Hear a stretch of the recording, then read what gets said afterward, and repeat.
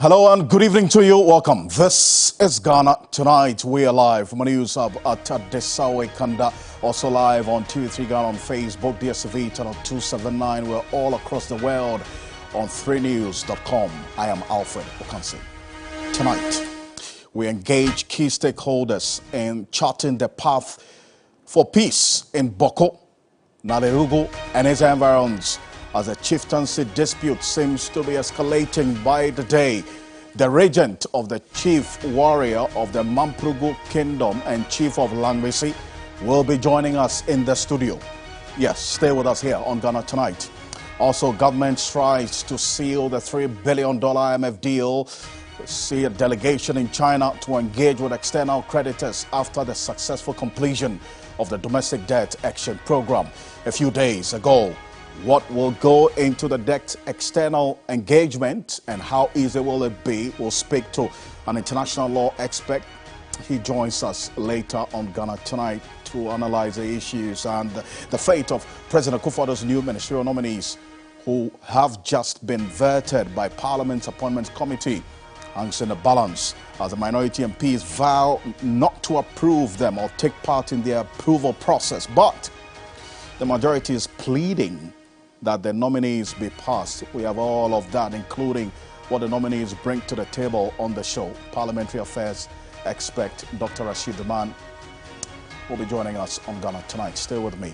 You're an integral part of the show. Let's hear from you. The hashtag is Ghana Tonight on Facebook and Twitter. Let's get talking.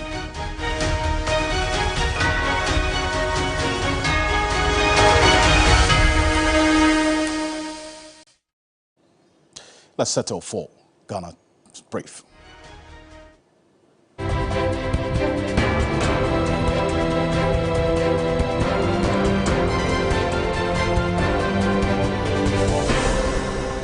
The Bolgatanga High Court has issued another order to rescind the arrest warrant against the overlord of the Mamprosi Traditional Council, Na Bohago Mahami Abdullahi Sheriga.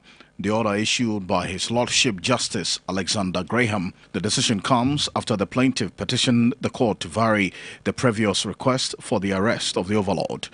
The state had gone to court to cause the arrest of the kingmakers for inskinning a new chief for Boko. An attempt to enforce the first court order by the military was repelled by the youth in the area, with subsequent agitations in Wale Wale and Nalerugu. 21 paramount chiefs of the Mamprugu Traditional Council have signed a statement demanding government to apologize over a statement it released on the enskinment of a new Boko Naba by the paramount chief of the Mamprugu Kingdom, Na Abdullahi Mahami Sheriga.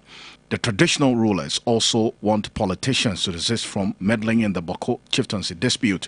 According to them, chieftaincy-related matters are traditional issues and are a preserve of the traditional authority.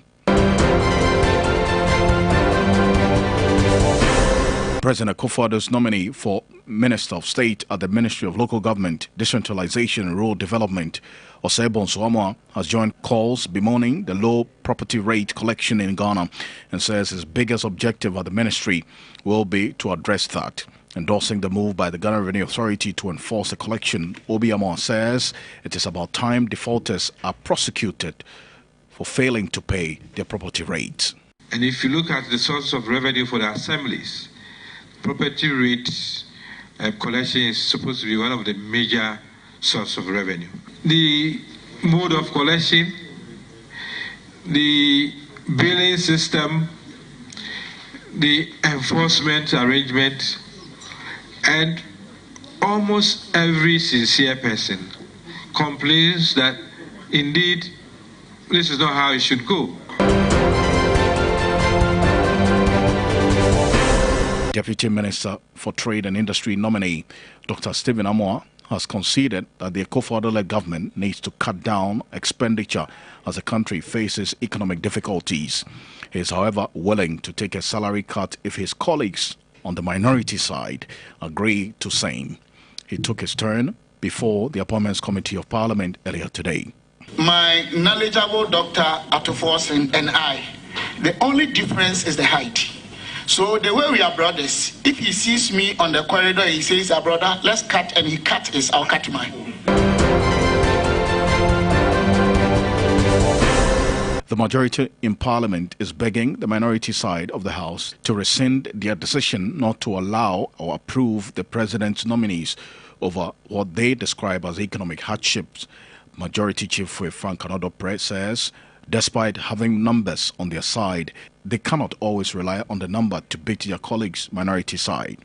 And in this House, we have this convention that if one of our own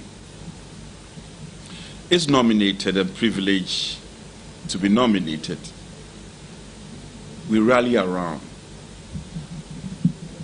one another to get them endorsed, especially in the case that there is no criminal committer of any crime. It will not be injurious if they so decide to support the decision.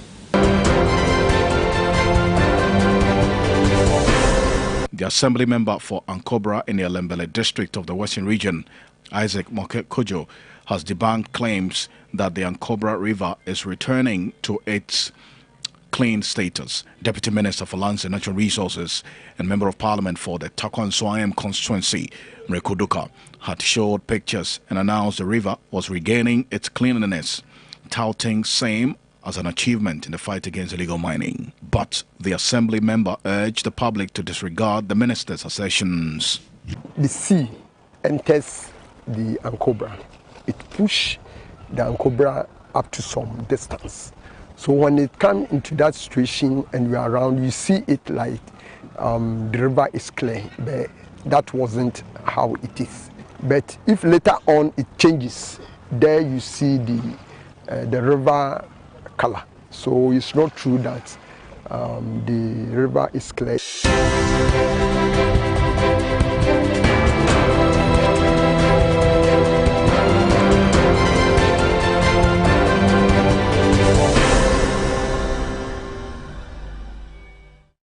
The Ankobra, it pushes the Ankobra up to some distance. So when it comes into that situation and we are around, you see it like the river is clear, but that wasn't how it is. But if later on it changes, there you see the river color, Ankobra up to some distance. So when it comes into that situation and we are around, you see it like the river is clear, but that wasn't how it is. But if later on it changes, there you see the river color. So this is the second challenge to the ministers, in fact the Deputy Minister of Lands and Natural Resources assertions that River Ankobra is getting cleaner. Look, if it gets cleaner, we're all going to be happy, because we are all at risk of the impact of illegal mining, especially on our water bodies. There are 5 rivers that take its source from the Tiwa forest. A number of them have been contaminated.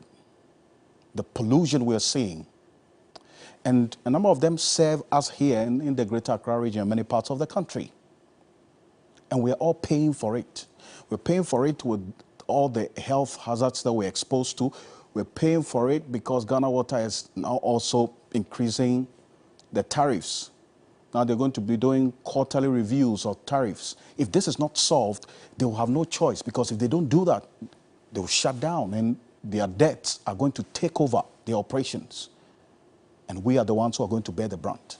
So this thing, the fight against illegal mining, it's not talk, it's not politics, it's not something you just speak about it and go to bed.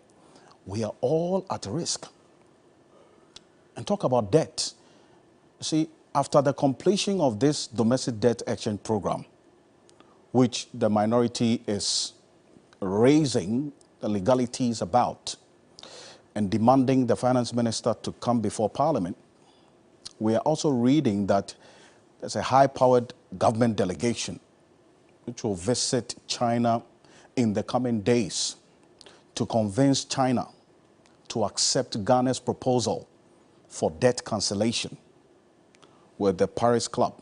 In fact, some persons who understand how these external creditor negotiations or engagements play out they are suspecting that Ghana is actually going to engage in restructuring the debt owed China and other members of the Paris Club, the multilaterals and all that, because the demand for the debt cancellation may come with some extreme conditions from China, which will pose its own challenges to us. In fact, Bloomberg reported some time last week that China is demanding of IMF and the World Bank and the US that if you know what, if you want us to forgive the debts and cancel the debt of developing countries that owe us, then you, IMF and World Bank, should also be prepared to take a hit. The World Bank, they are not in agreement with that because they say it's not consistent with their operational principles. So there's a lot to talk about as how things are going to play out. In fact, an external law expert, Kwame Fojo, who also has extensive knowledge in international law, will be joining us later. Remember, we are seeking to restructure from $5.7 billion, with China is holding a third of the $5.7 billion. And you take a look at this. This is the external debt picture of Ghana as at the end of the third quarter of 2022. This was published by the Reuters news agency. In fact, you'll find that as well on Bloomberg in some publications. So as at then, we owe China some 1.7 billion. You see the Paris Club there, countries of 1.9 billion. Eurobond holders, some 13.1. And with the external engagements, some economists have also indicated that Eurobond holders are going to be one of the heavily hit. But the Paris Club of Creditor Nations, we understand, has also contacted other bilateral creditors to engage on forming what has been described as a creditor committee and who should chair that creditor committee. And it may likely be China, because if you look at this pie chart, China is our biggest external creditor. With all this, government is projected to spend for 2023 almost double of what was spent sometime last year, and that's raising concerns. We have a deficit we have to fill and think about this as well. So that's why calls for government to cut down in expenditure is really extremely important. Later on the show, the minority and their concerns will take that into consideration, and Dr. Rashid Romano will be joining us. Also, there are some development in the Nalerugo incident that occurred a little over 24 hours ago.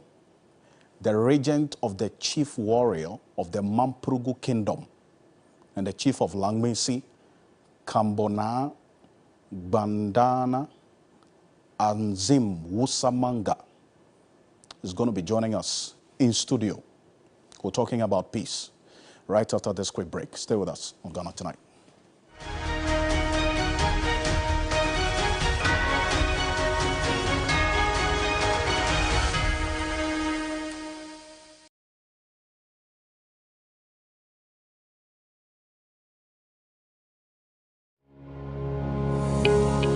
Headache, toothache, pains? Worry no more. Introducing Alteco Cooling Patch. Aches and pains are things of the past. With Alteco Cooling Patch by your side, all you have to do is to gently take out the patch from the sachet and place on the portion that aches, and in a few minutes you have your relief. Alteco Cooling Patch is not suitable for children below 1 year. Available in Ecos Pharmacy, Farmer George Outlet, Chaska Pharmacy at Shaiman, Jamie Hatch Pharmacy at Denta, and the Palace Mall. For bulk purchase, call 0243 148469. Want relief from aches and pains? It's Alteco Cooling Patch. Grab yours now. This advert is FDA approved. Ye frame dede. So mo se me gina ha. A Franco trading enterprise. Omo television papa pano. And I mean good swa me do one dance here. So what's the hotels, hospitals, schools, offices, apartments. Sorry. Now we pet TV papa pa edi abomu. A Franco television. Papa wani abrantia wesiso. U pet TV di abo dem ma. And shebebia. Se Franco trading enterprise. You were 24 inches, 32 inches, 43 inches, 55 inches, and I can see 65 inches. It's a show when you have baby. Franco Trading Enterprise. Franco Trading Enterprise. Television, papa. I feel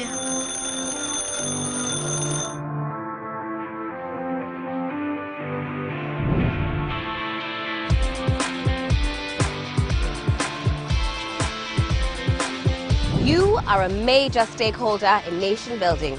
Your voice matters. Start your day with us.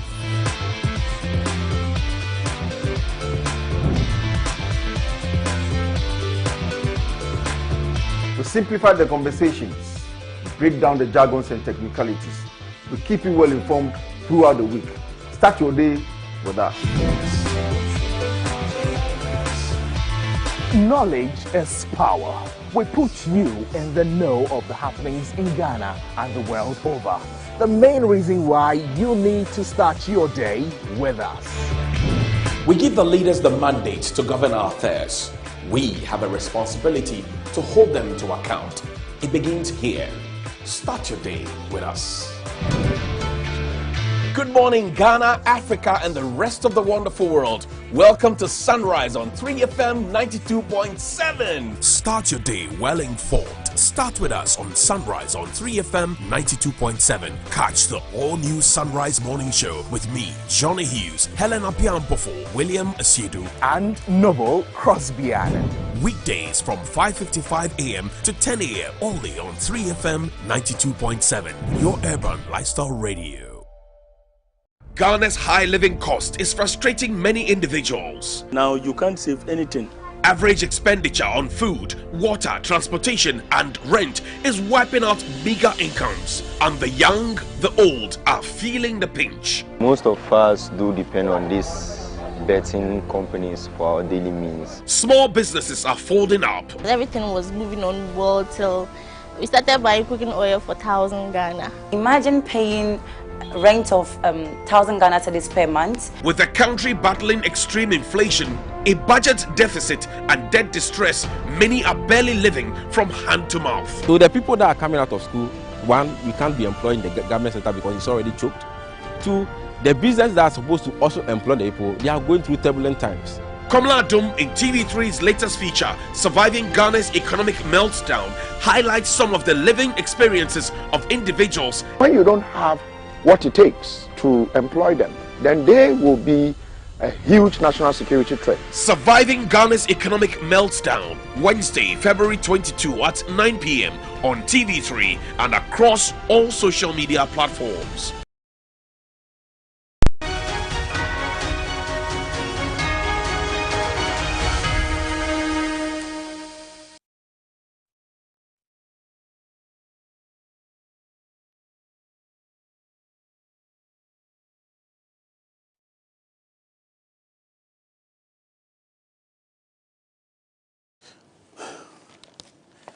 You're welcome back to Ghana Tonight. We're live on TV3 Ghana on Facebook, DSTV channel 279, all across the world on 3news.com. The Bolgatanga High Court has issued another order to rescind the arrest warrant against the overlord of the Mamprose Traditional Council, Na Bohago Mahami Abdullahi Sheriga the first. In fact, we have a copy of that we'll put on the screen shortly. But the order issued by His Lordship Justice Alexander Graham, the decision comes after the plaintiff petitioned the court to vary the previous request for the arrest of the overlord.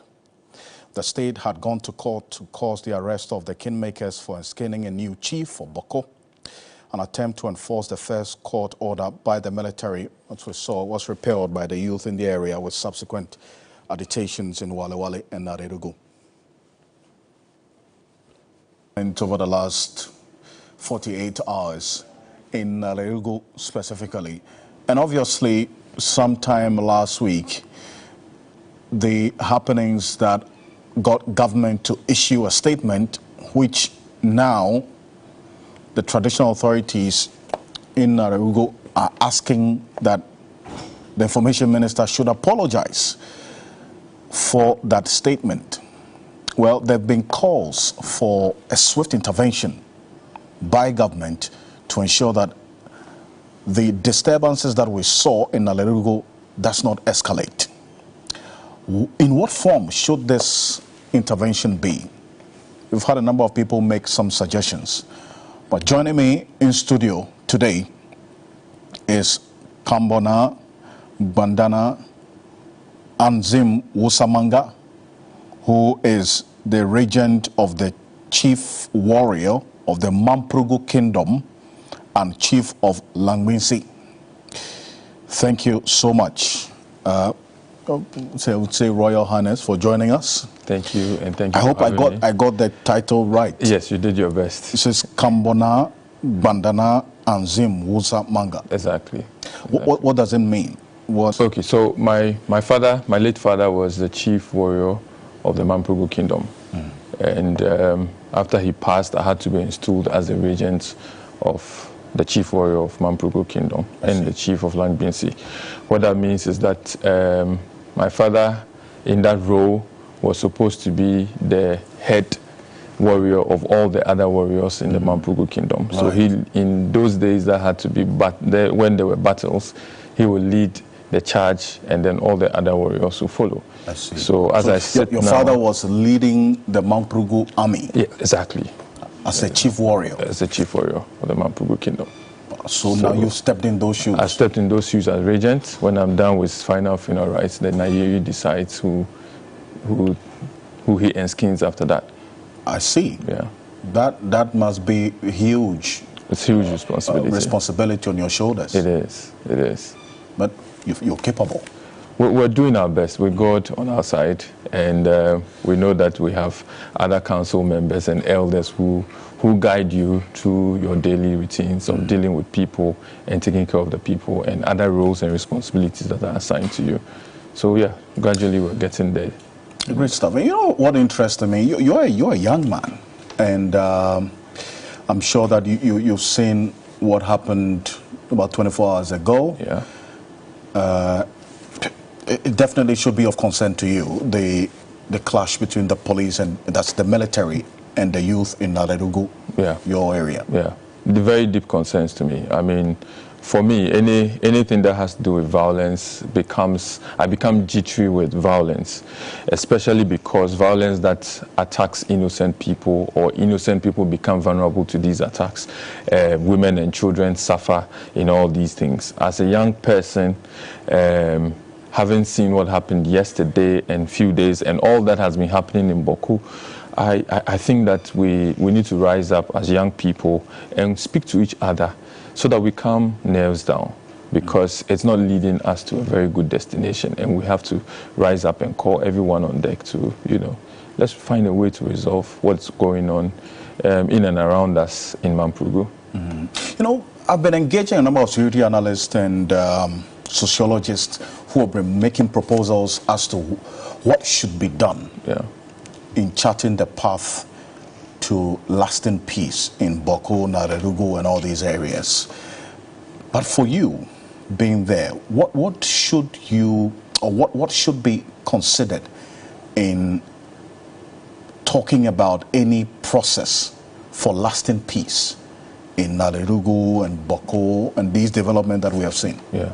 Okay, so if you follow the news as well, I mean, there's been, both ends are actually now saying that government shouldn't play a role in it, because the government begins or goes into areas where it continues to disturb the situation up there.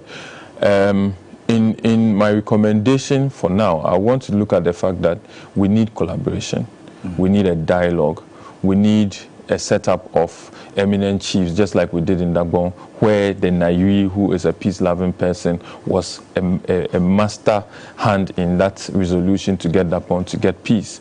And if you know that for sure, then that means that there's a need for some group of eminent people to come together and lead the charge for us to get peace in that region.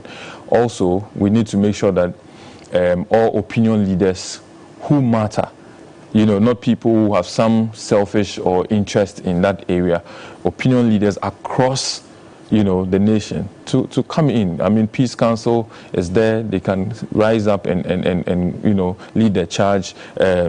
The Ministry for Chieftaincy as well must rise up, because it borders on chieftaincy issues and territorial powers and all that. And all these bodies, when we decide to unite as a country to fight it, I'm sure we'll go somewhere. The other is also allowing certain platforms on radio and TV for people who maybe know next to nothing about the situation and spewing things that would also, you know, heighten tensions the more. At this point, we need experts to speak on the topic. We need historians who understand it. We need probably maybe not mainstream media conversations about it. Let the communities have those conversations. Let the communities understand that Boko, for I know since childhood, shares border with Burkina Faso, shares border with Togo, shares border in Benin and Niger. I mean, Niger and Benin, it's not long to get to those places from Boko. And that means that the economic potential in Boko is so high. And for the past few years, the lots of business people have been lost because people who hitherto would have done good business in that area. Imagine if Boko was like Aflao. See how big business is over there. At this point in time, that is lost on Boko and all the surrounding communities because of what's happening.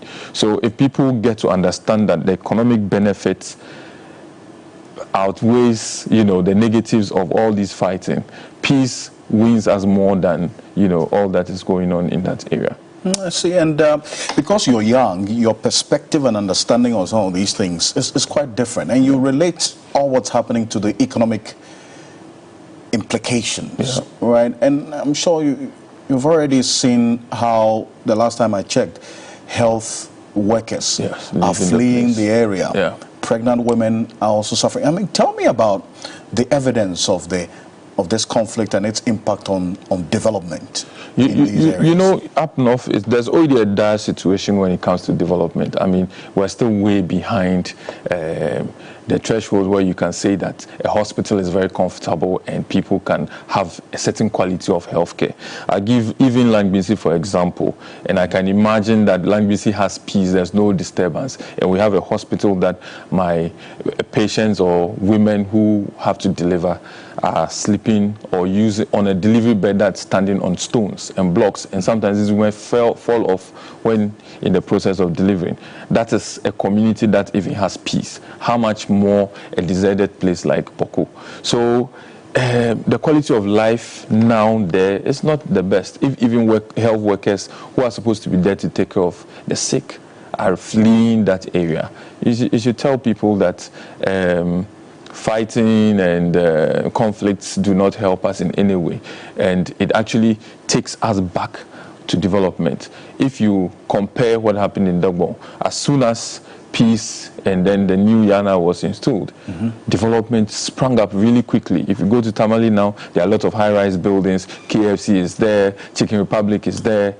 Where were they when all those things were happening? They couldn't come because of these things. And that means that if we want development to open up in these areas, we need to put a stop to these things.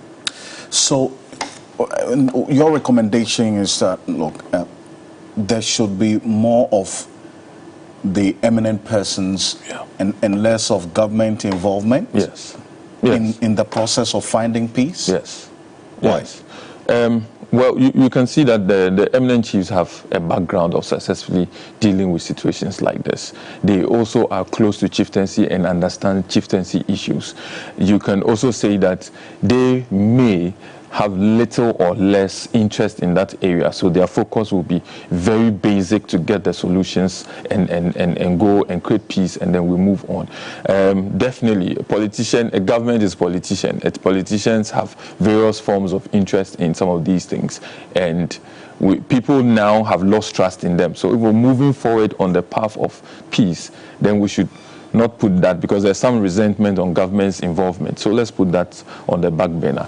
Involve the eminent chiefs and very big, huge opinion leaders in these topics and security experts to come together to be able to chart the path for peace. I want you to speak to the young people in your area. Okay. About what's happening and the need for peace, because you have evaluated the other important factors that should be considered, which impacts on the lives of the people who are watching us from there, the economic impact of this, disturbances, and also speak to them to appreciate why they should give peace a chance. All right. So I'd like to say that the overlord, the Nairi, Sheriga Mami, is a peace-loving father. He sees all of us in Mamprusi and in the Kusasi and in Boku as his children, and therefore he believes in peace. And therefore we as young people must understand that we get to lose more if there are conflicts in our area. So let's all focus on bringing peace to that area. Let's cool heads lie, because there's a system and a structure to deal with some of these things. Allow the authorities to deal with them.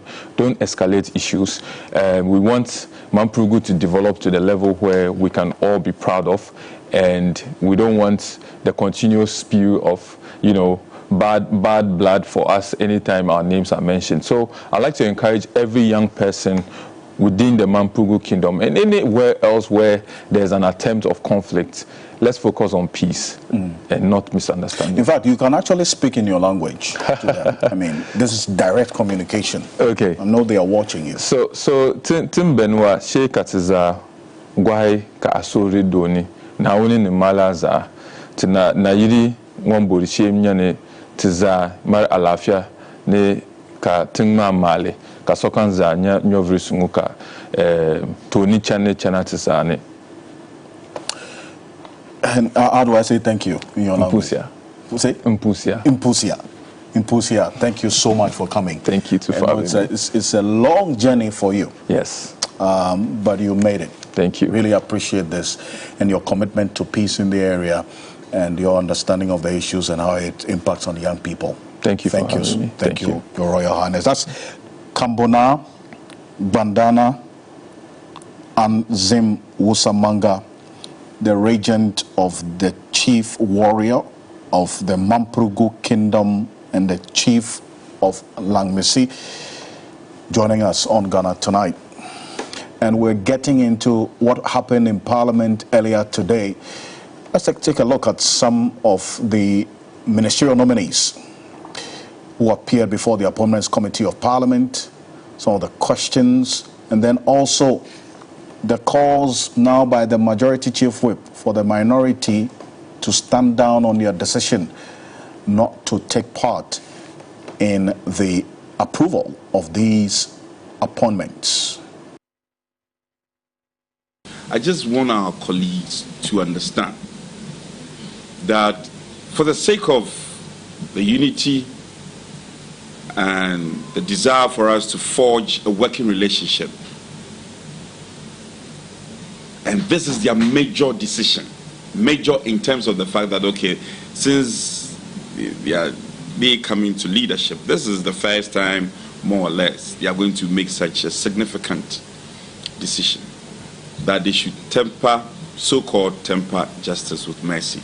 That is not the right expression to use in this context, because I don't see the relevance of this. But I'm just saying it, that they should just let go, support the nominees, let's pass them.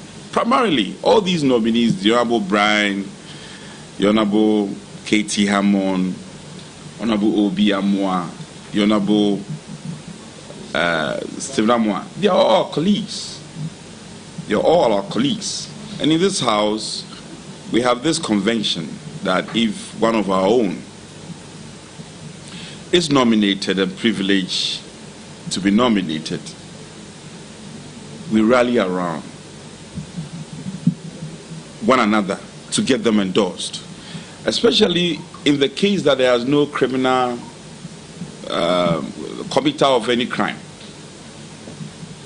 It will not be injurious if they so decide to support the decision. I'm just appealing to them, for them to remember that today will be a very significant day in our body politics. That once upon a time, nomination from the presidency came, and all they said ab initio was that a no, no, no, without even listening to them. For me, it's a significant statement, and will re-echo into the future. Well, so that's the majority chief whip. Here's the response on the minority chief whip, Governs Kwame Agboja, on this. Stated initially that it has nothing to do with the personalities. We also stated that it was principle that the country's debt levels are unsustainable and government should find a way of realigning ministries and probably bringing some of these people along, but downsizing in terms of government. As we speak, there's no movement in terms of our decision not to support at this stage. So nothing has changed as far as what you know about our position on approval or disapproval of the nominees. Well, so that's the minority's reaction to this, that any calls for them to back down on their earlier decision or to take part in the approval of these nominees, even though they are sitting through the vetting, hasn't changed. Let's go on to Zoom now. Dr. Rashid Rahman, Executive Director of the Africa Center for Parliamentary Affairs, is connecting with us. Thank you so much for your time on Ghana Tonight. Now, will this plea by the majority have any impact? I mean, considering the influence of the NDC's leadership on the minority's position on this matter? I doubt it. I would have maybe said so perhaps a few weeks ago. But with all the happenings within the camp of the minority, and given what we heard from the party headquarters regarding the change in their front bench, I am tempted to think that we are going to see perhaps a lot more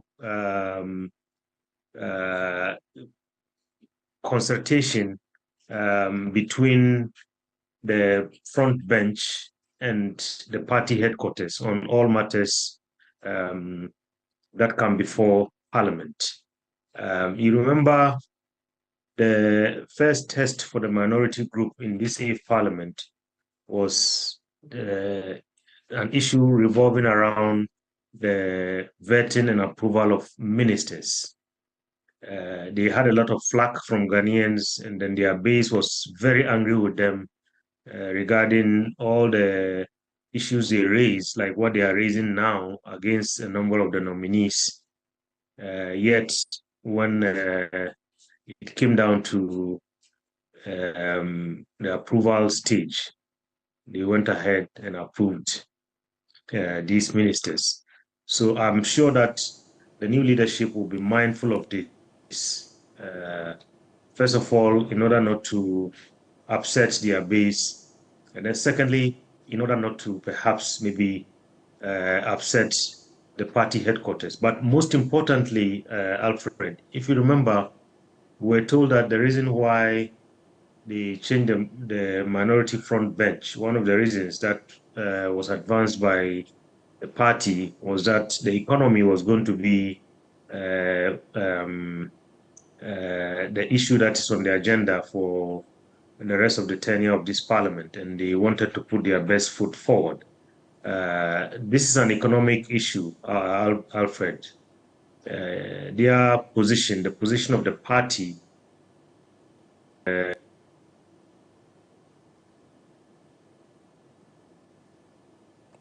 sorry, and there's a hitch in the connection with Dr. Rashid Rahman. will try and rectify that. But it was just on the point about the party yes, headquarters. Dr. Ashidoman, yes.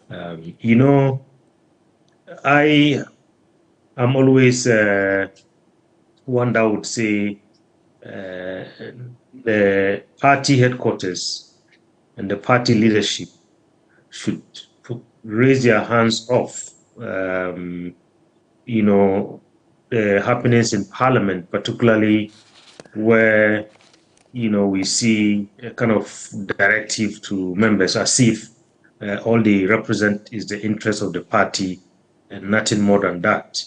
Over the years, I think we have criticized some of these kinds of posturing. But on this occasion, Alfred, I think our country is going through very difficult times. And in many countries around the continent, I was recently in Southern Africa, doing some work in Zambia, in Malawi.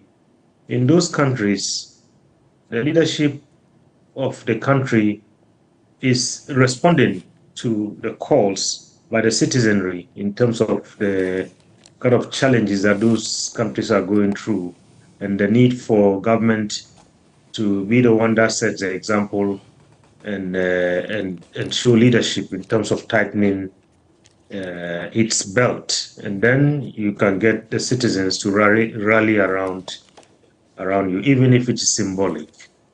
And I think on this occasion, that is what the NDC is calling for. So honestly, I support this call by the NDC, call on their troops in Parliament to make sure that I think perhaps our government takes a second look at, you know, the number of ministers that we have running this country. Sometimes when you go out there, in some countries, they ask you the question whether it is really true or it's a joke that our country has, I mean, the number of ministers that we have. And sadly, always confirm that, yes, I mean, that is true. And that is what is happening in our great republic.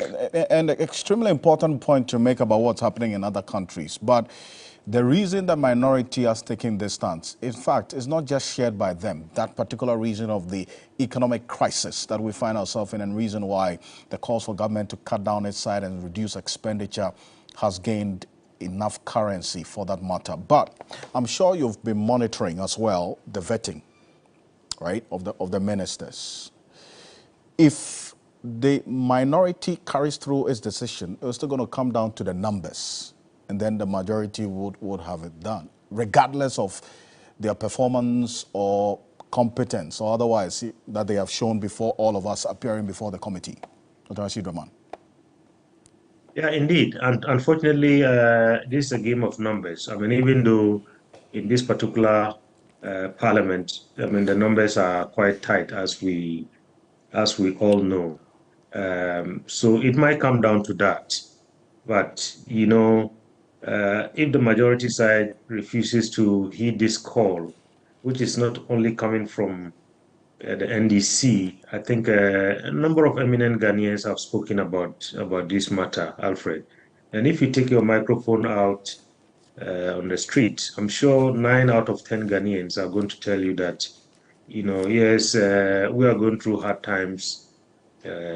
Most of us are getting haircuts and so on, and the government should also take a haircut. I think that's a fair request, particularly for a government that is a listening government. So I would really hope that it doesn't come to that these calls will not be ignored, particularly where they have reached. Because remember, in the recent past history, in the last year or two, there have been instances when the majority side really needed the minority to help them on various policy and bills that come before the House. So in the spirit of that, I think there has to be some discussion and some negotiation. I like the call by the majority whip in terms of appealing to the NDC side to reconsider their decision. But I think at the same time, perhaps maybe the NDC must also appeal to the majority side to really have some rethink of the way things are done, so that at the end of the day, maybe through consensus, through some discussion, through some dialogue, maybe you can come to some kind of solution that will be pleasing to the majority of our compatriots who are going through very difficult times at this moment.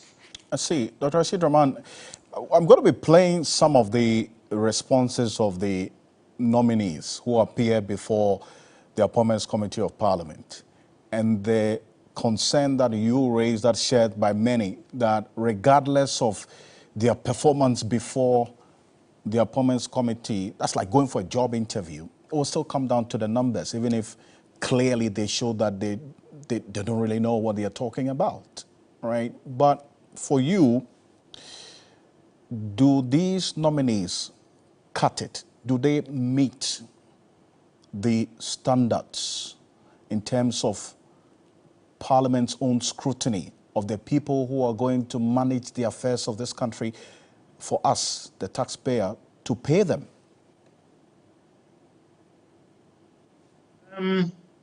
I think I haven't listened through all, I haven't sat through to see all the proceedings. I've watched the Minister Designate for Agriculture. I mean, I was quite impressive with his technical knowledge. I think that was the only one that I watched, because I have a delegation from the Parliament of Uganda here with us this week. So it's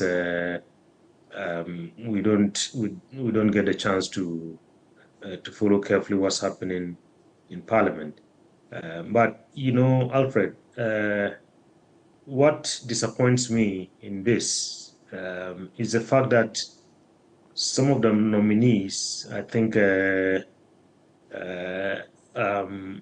don't seem to take this exercise as a very serious, sacred national exercise that is beaming, I think, to the public. Everybody is watching and listening. They sometimes forget and think that maybe they are in their own space and dealing with their colleagues. No, that is not it.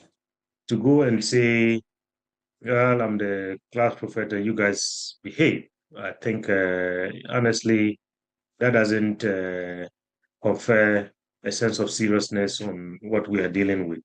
And yesterday, when I was watching the nominee for the Ministry of Agriculture, I was shocked when at one point he said, "Oh, Atu, I thought you are my friend." I mean, and I like the response from the minority leader. He says, "This is not about friendship. I mean, I think we have some work to do for the citizens of this country who are watching us." So, Alfred, so that is for me the part about this. And what it tells me is that over the years, I think we've seen very few rejections. It's almost like a done deal. People show up in the committee and they know at the end of the day, their party is going to defend them. And then you hear the line of questioning, one side pushing with very tough, hard questions, the other side pushing with questions that even kindergarten kids can answer. It's actually that particular point about the kind of questions that come in and some of the jokes unnecessary that we see, though. But I want to take a look at this. This is when the Greek Minister Designate, Brian Echampon, appeared before the committee. And that incident you made reference to a short while ago, Dr. Rashid Rahman. Can you convince me to trust you as a Minister of State, considering what happened at Labaoleshi? But Atu, you are my friend. It doesn't matter. And today you don't trust me? I'm asking a question. Today you don't trust me? No, I'm asking a question that, can you convince me? You should be testifying on my credibility. No, it's not about credibility. I said convince me. We are here for the people of Ghana. Okay, so we have to ask the questions that are needed.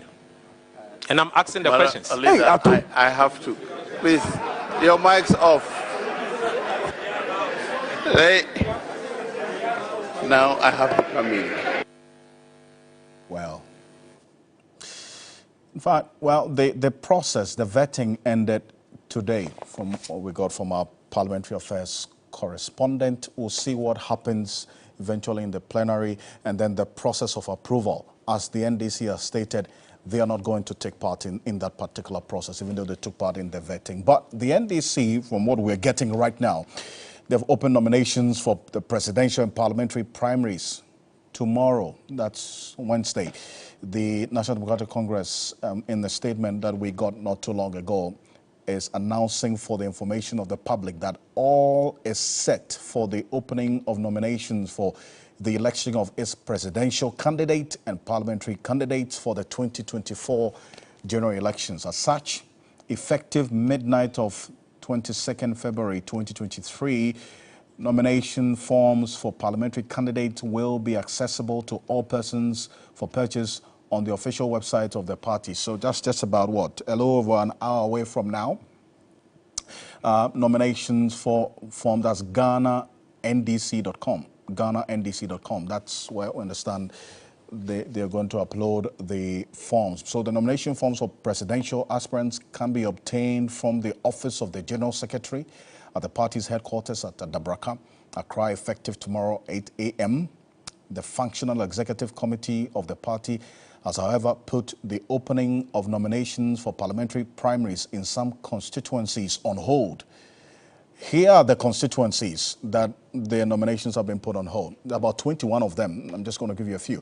Ayawaso Central, Amasamang, Afram Plains South, Akwetia, Efutu constituency, Gomoa Central, Amenfi East, Evaluejira, Asin North, Pusiga, Takwa Nswaem, Ayensuano, Adansia Sokwa, Offenso North, Ahafuano North, Setrafram Plains, Ahafuano Southwest. That's also you have Bosome Frehon there, Asantia Chem Central, Manswe Dubia, Menshia South, Subing, and then Fomena.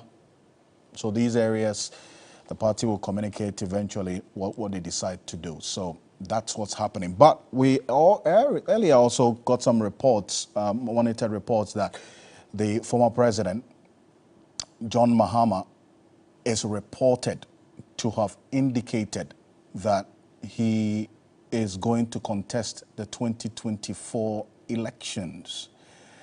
The reports actually claim that he told the minority caucus in parliament. And this is something that we haven't independently checked, but here's what we did. We spoke to the minority chief whip, Gavin Kwame Agboja, to confirm whether indeed the minority caucus had a meeting and this declaration by John Mahama was made. Take a look. I'll be very happy if he made that declaration, because when I was in my constituency, the last time I engaged the delegates, all of them wanted me to find a way of endorsing him, even publicly. So if he's offered himself to lead the party again, I would say that's a very good news for Ghana. So that's Gavin Kwame Agboja there. I described this news as good news. So that if it is indeed eventually as confirmed openly and personally by John Mahama. So this is something that in the coming days we'll see how things play out, you know, on that one. Also, but the others who have also indicated their intentions to contest the flag bearership of the NDC. Kojo Bonsu, you have the former finance minister, Dr. Kwabena Dufour, and a few others as well. So the Functional Executive Committee will in due course announce the date for the opening of nominations in the constituencies that I mentioned earlier. So Fifi Fiavikwete is the one who signed this statement that we have now. That's the information that we have here on Ghana Tonight. Now, stay with us on this development as we are getting information as well about the decision by Ghana to engage the bilateral, that's external, creditors on our debt exchange. China is on the radar because they are our biggest creditors, over $1.7 billion the last time we checked. So how are things going to play out? Let's do this very quickly. And I have been joined via Zoom, the connection not too clear though, but we're going to rectify it shortly. It's an international lawyer, Dr. Kwame Mfojo, beg your pardon, Kwame Mfojo, who is an international expert on law. He's joining us. Thank you so much, Mr. Mfojo, for your time on Ghana Tonight. First off, you have an idea of how these external engagements play out. Is Ghana going for a debt cancellation or an engagement to restructure the debt with China, from what you do know? Thank you very much for having me on your program. I think that the most important thing really in terms of positioning this visit from Ghana to China is that it is not about canceling debt. It is not about canceling debt. There are a number of, if you like, stakeholders or entities to whom we owe money, and I'll go through them very quickly, but none of them is thinking about canceling the debt that exists between us. Right. So any suggestion, I don't know what the government has put out there. I have no idea what the official position is, but there's not going to be any cancellation of any debt. There's going to be a restructuring of debt. And let me just go through very quickly who the stakeholders or the interests and entities to whom we owe money are, and the different fora, the different forums that are being used in parallel, because there are a number of things that are happening in parallel, or more or less at the same time. There are a number of entities, let's call them stakeholders, okay? There are a number of stakeholders in this set of transactions, in this debt restructuring that we are currently engaged in. There are the bondholders, people whom we have basically borrowed money from in return for us giving them a bond stating that we are going to repay the money, both in terms of giving them interest and at the end of the period, repaying them the principal, what we borrowed from them originally. So that's the bondholders. They are private sector people, right? And there's, basically the negotiations with those people and contacts with those people are actually taking place at the moment. A creditor committee has been formed for the external bondholders, and it's operating out of London. Then there are the bilateral creditors, which is where China comes in. Our bilateral creditors are grouped into three categories. There is China, then there's the so-called Western countries who are grouped together in what is called a Paris Club. And then there are other small bilateral creditors, state to state, Brazil, Philippines. There are a number of other small people in there who we have, and actually also particularly importantly in terms of the third category, the miscellaneous category, we have creditors from the petroleum-rich countries, UAE, Dubai, Abu Dhabi, Saudi, and so on. So we have all sorts of little debts to the third group. Now, the main actor within the bilateral creditor group is China. From the information that I have, which may actually not be fully accurate because they're counting on the amount of debt, new things. But at least at the end of January, we owed China $1.7 billion US, and we owed the Paris group with countries $1.9 billion. I don't have any figures. I don't have any figures for the other. And in fact, the small group, the small countries that I indicated earlier. Now, so the whole idea is that for each of the people who we have, if you like, debt relations with, a creditor committee will be formed. And in fact, we've already had experience with the creditor committees in the domestic debt exchange context. The individual bondholder forum was a creditor committee, the pension funds group, the insurance industry, every group with an identifiable interest formed a committee to negotiate with the government of Ghana.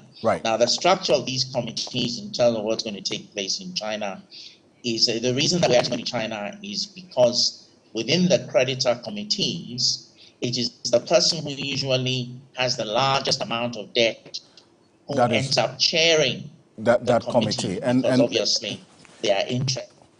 And that is likely to be China. We'll see how things play out in the coming days. But so Kwame Fojo, thank you so much for your time on Ghana Tonight. And the coming days clearly are crucial in our engagements with external creditors. We keep a close eye on that. Thank you so much for staying with us, for you, our viewers on Ghana Tonight. Join us same time tomorrow. As always, on behalf of the rest of the team, we appreciate your company. I am Alfred Ocansey. Have a good night.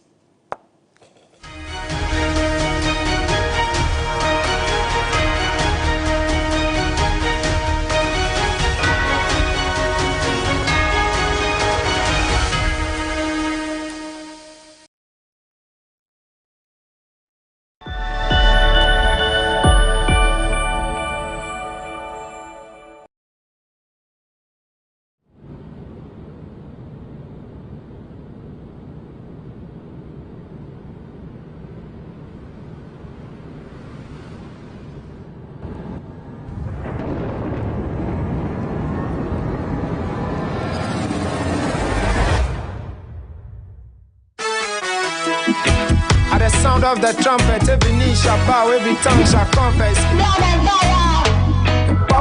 The power of Jah is located in the dreadlocks. The power of Jah is located in the dreadlocks. The power of Jah is located in the dreadlocks.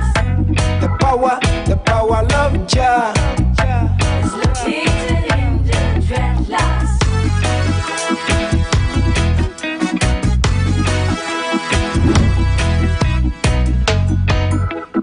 How dare you, mankind, talking against my dreadlocks? How dare you, Mr. Van Pokrepon, talking against my person? Who are you, mankind, talking against my bascality? Who are you, Madam Blah Blah Mouth, talking against my hunabo?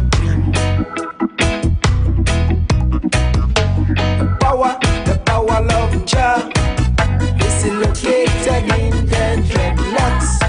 The power of Jah is located in the dreadlocks.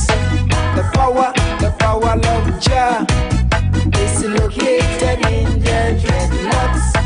The power of Jah is located in the dreadlocks.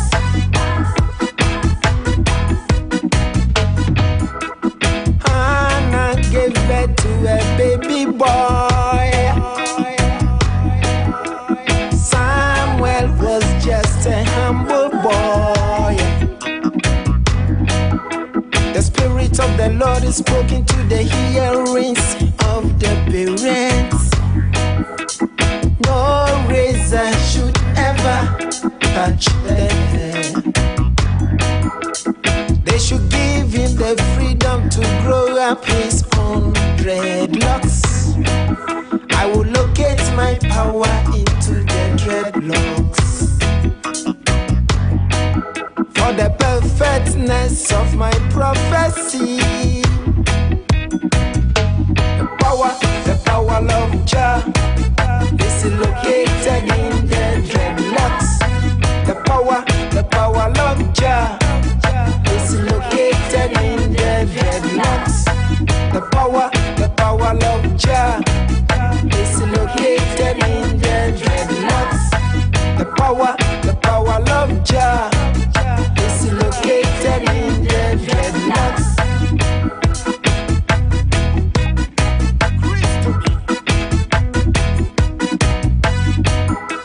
The black Jesus I used to know, his eyes shine like fire. Now the Jesus I see in the books, now the Jesus I see in the churches, he has a sexy eye. Samson was a mighty man till when Delilah deceived him. His 7 dreadlocks were cut off, and the spirit of Jah ascended back to Jah. Us his ahuna bobrim mistaken away. Ahuna bobrim mistaken away. The power, eh. Dreadlocks power, the power of eh. Dreadlocks power, yes I can see. Dreadlocks power, yes I can see. The jaw of the Rasta, I can see. The jaw of the dreadlocks, yes I can see. The heavens open, yes I can see. The spirit of the Lord is descending, I can see. I say, come on, come on, come on, come on.